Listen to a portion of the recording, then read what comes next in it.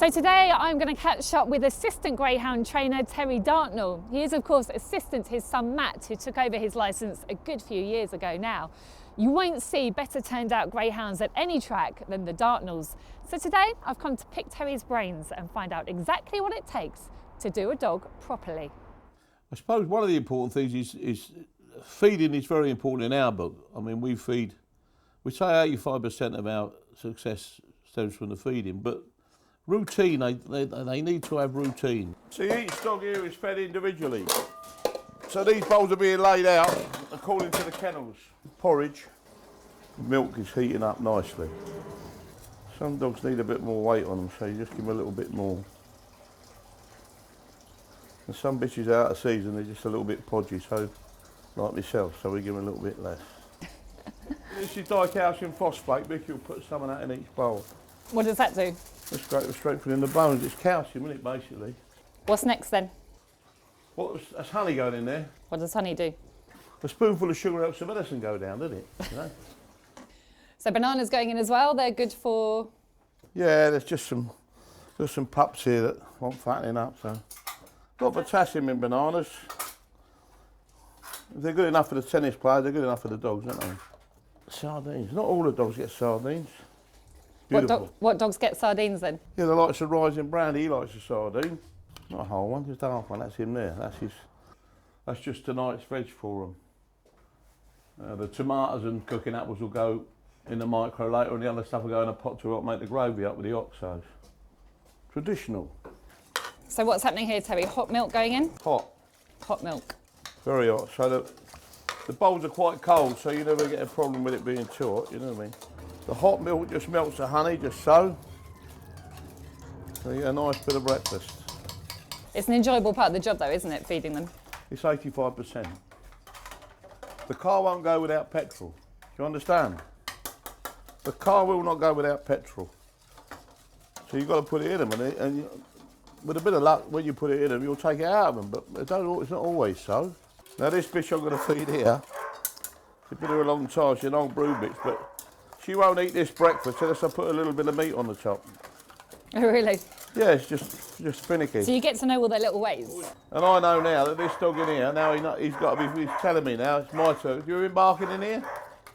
It was his turn, so this is his grub. Hear him? He knows. He knows the time. They know the time. Some dogs you're trying to get them fired up. Like a dog that's racing wants a bit of raw meat. A dog that's not racing, not so much raw meat. Resting dogs, they don't want too much meat. So what else goes in their dinner? Raw, cooked meat, what else? The vegetables and the gravy, a bit of Australian, and he uses a bit of this, but he also uses this stuff, which is salmon and rice.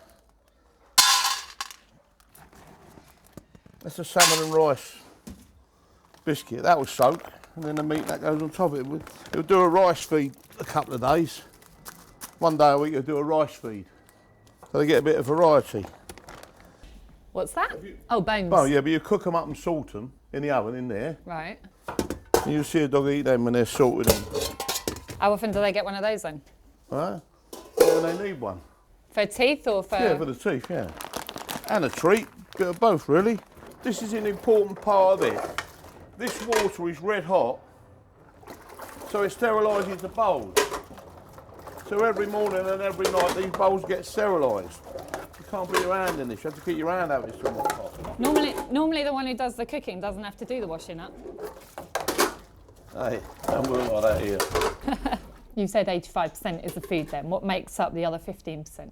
Well, they've got to be kept in a healthy environment. They've got to be kept in a clean kennel. They've got to be out and about most days. I mean, our dogs, every dog gets between 2 and 3 miles a day, every day. So for you, really important that they're out and about walking? Most important, they'll see a bird, they might see a fox, they might see a deer, they might see whatever. They need to see what's going on. You know, I've seen some of these walking machines, I don't see that's the right way forward. You've also got use of a swimming pool here, obviously in the summer, and a gallop. Yeah. So how do you decipher when to gallop, when to swim? We gallop. We probably get the dog right. We might gallop in 2 or 3 times a week. We've got a 300 metre gallop. We can bring it back and go 200 metres. We can go 100 metres, but You know, we're quite happy. Some dogs don't need to be galloped. Some dogs, when they're race fit, they're quite happy to have a week off and not, you know, they're running once a week. Some dogs, they might need a gallop. They're individual, same as people. They're all individual. And win or lose, when I see your dogs at the track, and I'm sure everyone will agree with me, they look in brilliant condition, everything about them. How important is that to you when you go racing? Well, your dogs are well turned out. It's very important that you keep the tradition up. You know, keep the important thing to us is the strike rate.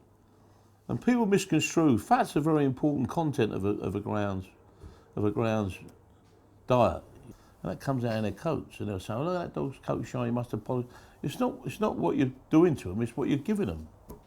And we use pearl barley. Pearl barley we put in the soup.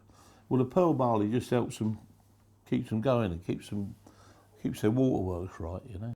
How important is sort of grooming and teeth cleaning as a part of training? That's important, yeah. It's having a pride to take a dog to a track, and that dog's as you want it to be. Some dogs don't need grooming as much as that. Once a dog's groomed up and he's well, you just put a leather over them or a brush over them and they're fine. But the ones that need grooming, the ones that come in, you know, when you get a dog that's coated, his coat will come away naturally, but you just keep one of those ones the ones that are looking rougher, they obviously need a bit more grooming. But when you get up to open class and derby dogs, they're every day. You've got to be at them every day. Their muscles have got to be right, their coat's got to be right, their teeth have got to be right, their inside's got to be right. So we worm quite a bit.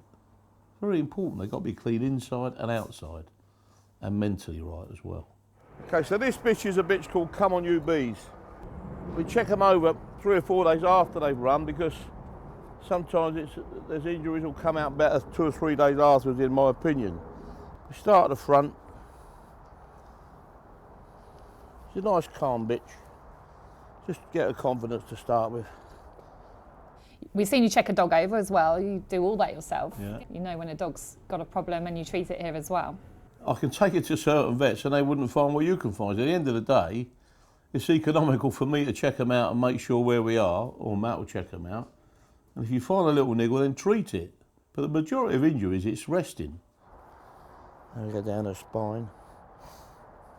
So what are you looking for? Any reaction from her? Just any reaction, yeah, any nerve that might be trapped or whatever. She'll soon let you know if there's a problem there. Right down her spine. And that's fine. There we go. Gracious muscles, you've got to try and catch them before they drop. If you've got a slight sign of any pain in them, it's always best to rest them a bit longer than you should. Because once our muscle drops, it's a devil's own job. How beneficial do you think that is, knowing your dog? Well, if you see your dog every day, you'll know that dog's mannerisms. You'll know whether he's right, or no, he's wrong. They can still eat their dinner every day and eat their breakfast every day and not be quite right. And if you know that dog wants to bounce out and he'll be having a skip and a jump here, that's his way. Another dog won't be like that, just be quiet. They're all different. Every single dog is different, whichever way you want to look at it. You could put 2 dogs in a paddock. One tries to open the gate. I've seen a dog go out the gate, open the gate, go out the gate, and the other dog will just stay in the paddock and just say, well, I'm not going to be naughty, I'll stay. And that's how they are. They're all different. They are all different, Julia, whichever way you want to look at it. Does it make you happy knowing that they're happy out there? Yeah, of course it does. But I'm always trying to make them happier. There's always something thinking, well, what can we do just to... Because that could cost you a fortune. Just that much, short head.